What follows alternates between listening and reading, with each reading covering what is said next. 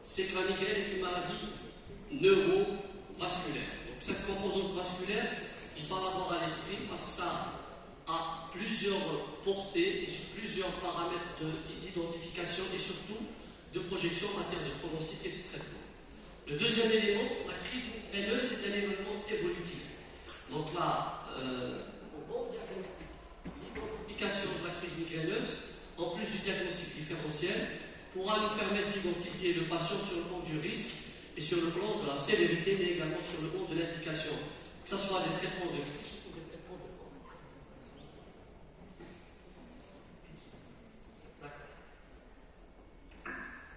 Troisième élément, donc vous le savez tous qu'il y a plusieurs maladies qui ont un retentissement sur la qualité de vie. En fait, quand on parle de maladies dans les sociétés développées, le gros souci c'est le retentissement sur l'activité socio-professionnelle, que ce soit sur la scolarité, que ce soit sur le plan de la productivité économique, mais également sur le plan de la qualité de vie. Eh bien, cette maladie ou ces événements sont source d'inconfort et à la limite, comme vous le voyez, c'est la deuxième cause d'handicap douloureux vécu chez le sujet moins de 50 ans après la lombalgie.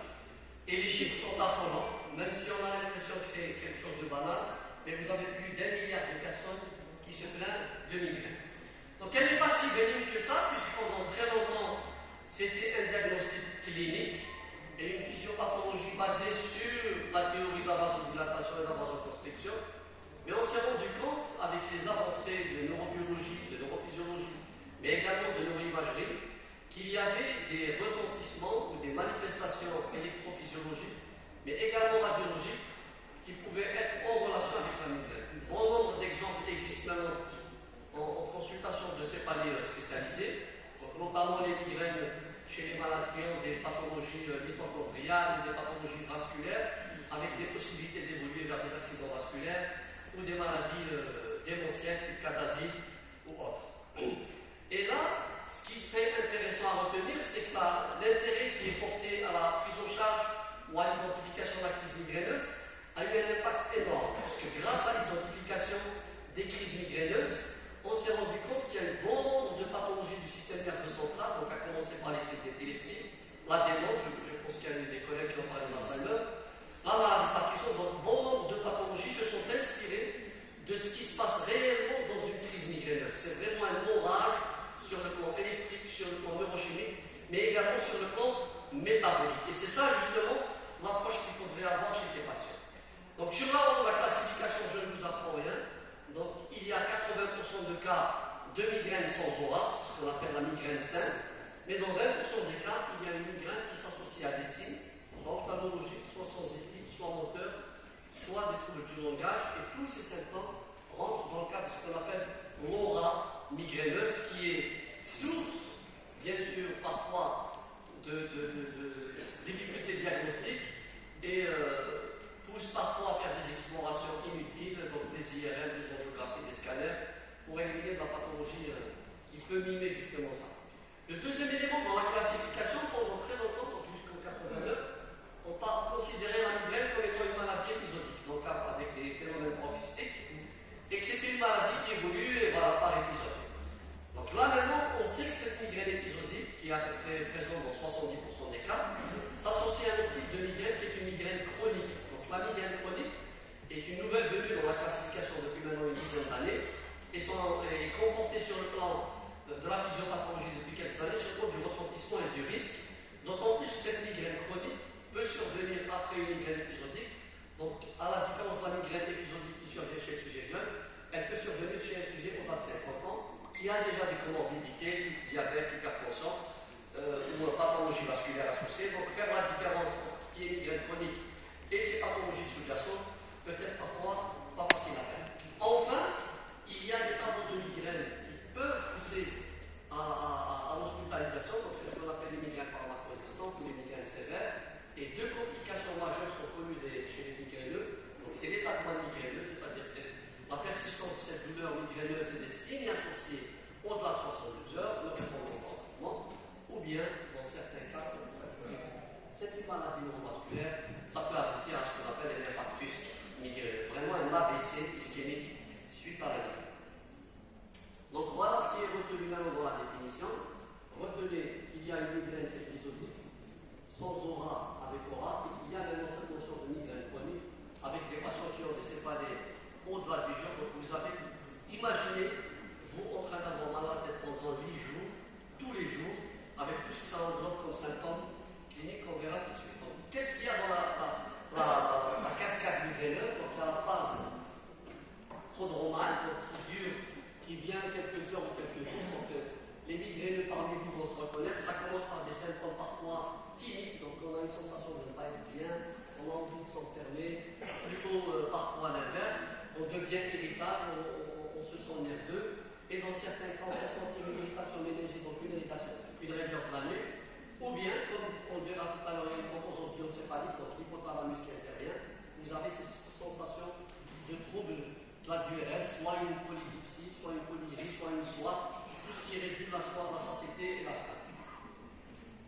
La deuxième phase, c'est cette phase d'aura, et elle est capitale à reconnaître, à identifier, donc elle survient généralement avant la céphalée, et c'est ça qui est intéressant dans la présentation d'aujourd'hui, parce que le fait d'identifier cette aura permet de placer cette migraine dans le cadre d'une migraine compliquée ou d'une migraine avec aura, permet d'identifier les thérapeutiques adéquates, et aussi d'expliquer à ces patients qu'il y a un risque chez ces sujets, on le verra tout à l'heure, notamment chez les sujets qui ont des facteurs vasculaires associés, l'obésité, le tabac, la pilule, etc.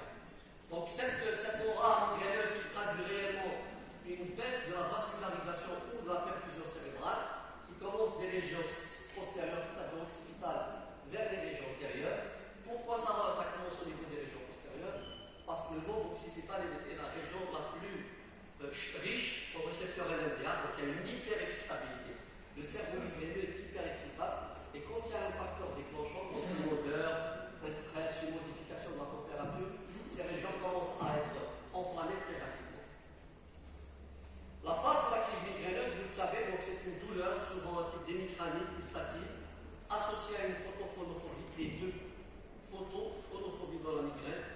Bien évidemment, comme je l'ai dit tout à l'heure, donc il y a des signes digestifs, donc soit une anorexie, soit des nausées ou des vomissements. Ces troubles digestifs, parfois, ils peuvent être très très sévères jusqu'à masquer la céphalie. Il y a des migraineux, notamment chez les enfants, vous avez plutôt des tableaux pas aussi symptomatiques sur l'encéphalgie. Vous avez ce qu'on appelle les équivalents migraineux de l'enfant. Vous avez les vertiges paroxystiques, les douleurs abdominales. Vous avez parfois chez les tout petits, les nourrissons, parfois même une disponibilité. Donc il y en a qui ont poli, etc. Donc vous avez des tableaux assez particuliers, mais les troubles digestifs peuvent être importants, et on verra tout à l'heure sur la prise en charge. Après, donc vous avez remarqué que quand on est migraineux, quand on fait une grosse crise de migraine, on n'est tellement pas bien, et quand on se libère de cette crise migraineuse, il y a un état parfois d'euphorie, paradoxal, pratiquement, on se sent bien, on se sent libéré, mais chez certains patients, vous avez un effet de fatigue extrême, vraiment une fatigue extrême, il y a un état de somnolence. Et l'équivalent chez l'enfant, vous allez voir chez les enfants migraineux, la maman ou le papa vous dit, donc, quand il commence à avoir mal à la tête, surtout des douleurs frontales, associées à des douleurs abdominales, dès qu'il dort, ça le calme. En fait, on le verra tout à l'heure sur la physiopathologie, c'est là où intervient ce mécanisme, en plus du mécanisme neurovasculaire, neurométabolique, qui est capital chez ces patients.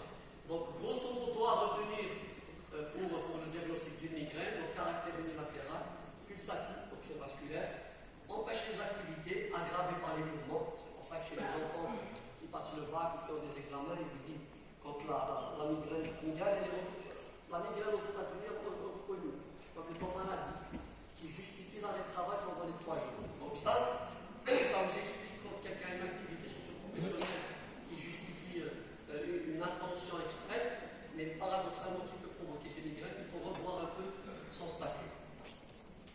Voilà maintenant un signe qui n'a pas été décrit pendant très longtemps, mais qui est actuellement revenu à la charge, puisqu'on verra tout à l'heure sur le plan d'éthiopathogénie. Donc il y a une implication du tronc cérébral. Au niveau du tronc cérébral, il y a 2 noyaux. L'un qui s'appelle le noyau du rapé, les noyaux céruléus. L'un est plutôt sérotoninergique, l'autre dopaminergique, qui interviennent dans la gestion de la douleur. Mais en fait, ces noyaux projettent aussi des projections vers une région se projette plutôt grâce à une innervation qui est au niveau du tronc cérébral qu'on appelle une nerf trigéminaux. Donc ces projections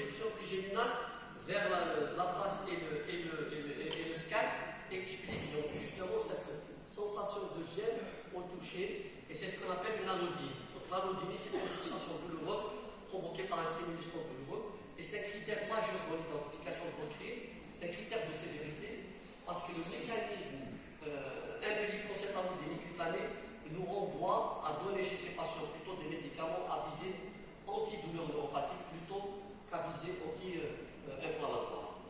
Donc ce n'est pas si anodin que ça, puisque vous le savez tous, c'est l'une des hospitalisations les plus fréquentes dans les consultations, dans les services d'urgence. Elle peut avoir un retentissement sur l'activité socio-professionnelle, mais enfin, il faut savoir que les patients qui viennent vous voir pour des migraines, ne les prenez pas de façon banale. C'est des gens qui ont un cerveau qui souffre. Donc, la reprise d'une phrase que j'ai toujours appréciée sur neurologie, nous ne faisons pas semblant d'être malade, mais nous faisons semblant d'être bien. Parce qu'un migraineux, quand il est en pleine crise migraineuse et qu'il est en pleine activité, je vous assure qu'il fournit beaucoup plus d'efforts que vous ne le pensez. Donc, impact sur la vie et sur les activités, quel que soit le domaine, impact sur la santé émotionnelle, et c'est pour ça qu'on dit que les migraineux sont 6 fois plus fragiles à faire de l'anxiété, de l'insomnie et de la dépression que les sujets normaux. Et on le verra tout à l'heure, il y a un axe bidirectionnel effectivement avec des manifestations psychiques, mais également avec l'épilepsie. Alors, on pose souvent la question, on dit voilà, docteur, je suis pharmacien, je suis dentiste, quand je reçois un malade en dehors du médecin qui s'est examiné, comment dois-je savoir si c'est pas urgente ou pas urgente, c'est une migraine ou pas une migraine? Moi, je dis toujours, donc j'ai trouvé le mot. Donc je dis au pharmacien, quand c'est un mal de tête pour la première fois, il faut l'envoyer au médecin général. Il faut qu'il se fasse examiner. Mais le deuxième aussi paradigme, c'est qu'un mal de tête qui fait très, très mal, un ami qui fait soudainement mal, c'est ce qu'on appelle les céphalées au coup de tonnerre. Et je pense que c'est l'un des messages les plus forts de la présentation. Ces céphalées au coup de tonnerre, ça vous rappelle un peu la pancréatite. Donc, douleur au coup de tonnerre sur cette serein. C'est des patients, c'est des jeunes qui souvent soit ont eu des petits maux de tête comme ça d'allure banale ou qui n'ont jamais eu une mal de tête. Méfiez-vous, méfiez-vous. Ces patients-là, quand ils font une céphalée au coup de tonnerre, c'est-à-dire que l'intensité de la douleur sur une échelle de 10, elle est atteinte au bout de quelques secondes à 10. Et le patient vous dit j'ai une bombe dans la tête. Ces patients-là, vous avez deux situations. Dans 50% des cas, ils ont un problème de saignement cérébral. Soit c'est une hémorragie ménagée, soit c'est une malformation qui n'a pas encore saigné mais qui va saigner, que ce soit un anévrisme. Deux, même si l'angiographie est normale, vous avez certaines pathologies où l'IRM est normal, qu'on appelle les céphalées par vasoconstriction.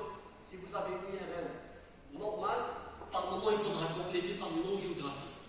Parce que chez ces patients-là, ils peuvent récidiver et ils peuvent saigner. Donc vous voyez que l'identification du premier motif de consultation maternelle céphalée est important. La céphalée au coup de tonnerre est une urgence neurochirurgicale jusqu'à preuve du contraire. Deux, vous avez les céphalées au coup de tonnerre qui peuvent survenir aussi dans d'autres situations. C'est le deuxième point. Ce qu'on appelle les céphalées hypniques, c'est-à-dire elles surviennent durant le sommeil. Ces céphalées, souvent c'est des enfants ou des adultes jeunes, et ça peut souvent chez le sujet au-delà de 65 ans. Au réveil, ils ont une céphalée atroce, avec des vomissements et des signes digestifs.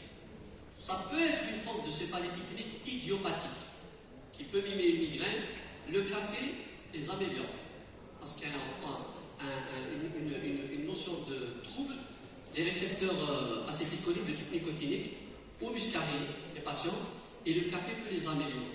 La deuxième situation, et c'est celle-là qui m'intéresse le plus, dont j'ai envie de vous parler, c'est les céphalées qui surviennent lors du rapport sexuel. Donc parfois des gens viennent vous voir pour vous dire, lors du rapport, j'ai eu des céphalées atroces. Donc ces céphalées lors des relations qui sont de nature hyperalgique, méfiez-vous, il faut les prendre en charge, parce que parfois ça peut cacher une malformation parce qu'il y a un effort, ça peut cacher une malformation artério-veineuse, mais aussi sur le plan du traitement, il y a certains médicaments qu'il faut éviter, parce que nous on prescrit des bêta-bloquants pour les patients. Il me reste 5 minutes.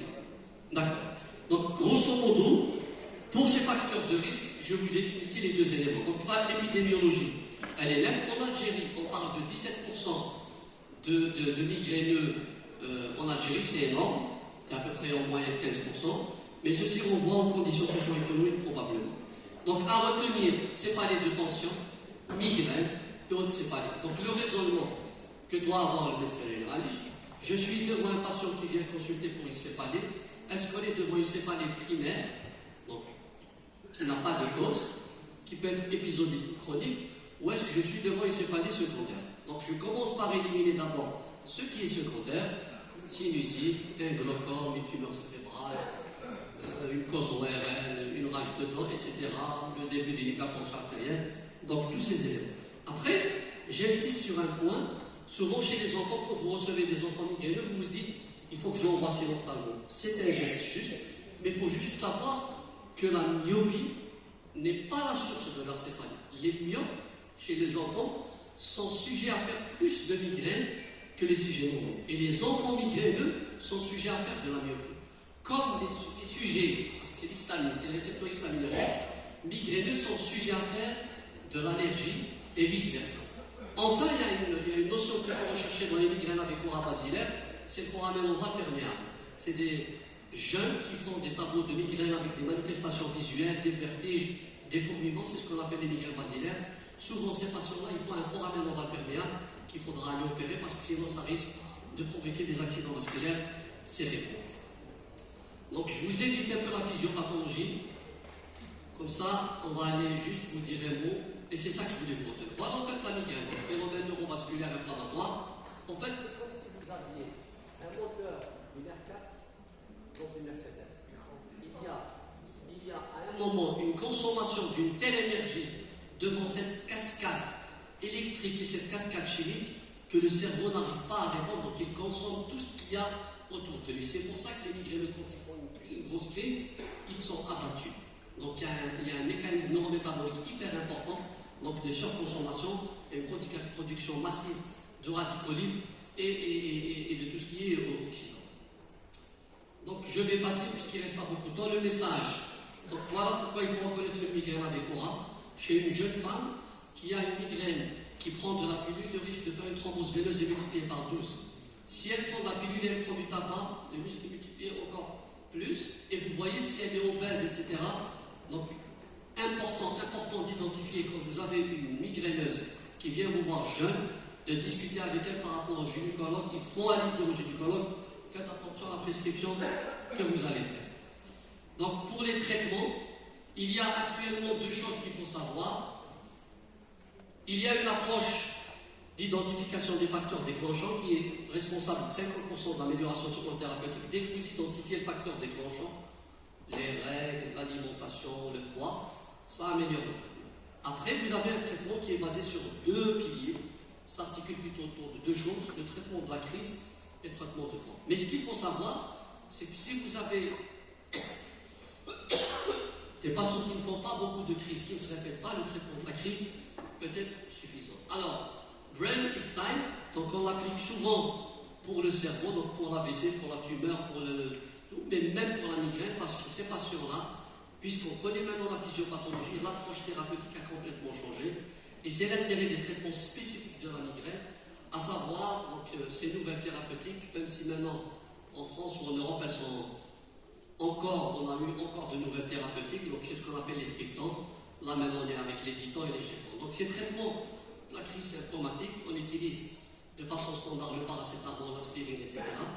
Et on peut utiliser encore maintenant sur le plan des recommandations pour la phase de l'aura des anti-inflammatoires, mais ce qu'il faut savoir, pour la phase céphalalgique d'un vrai migraineux, les triptans restent le traitement idéal. Bien sûr, en s'assurant qu'il n'y ait pas de contre-indication pour ces patients, tout principalement les patients qui ont des phénomènes ischémiques du cœur ou des membres ailleurs. Donc, les règles de prescription, il faut donner au bon moment. Donc, si c'est une patient que vous voyez au stade de l'aura, vous donnez des anti-inflammatoires. Si c'est un patient qui ne peut pas avaler, il faut faire une voie injectable. Et bien évidemment, si c'est un patient que vous voyez au stade céphalalgique, l'utilisation d'un traitement reste une meilleure solution.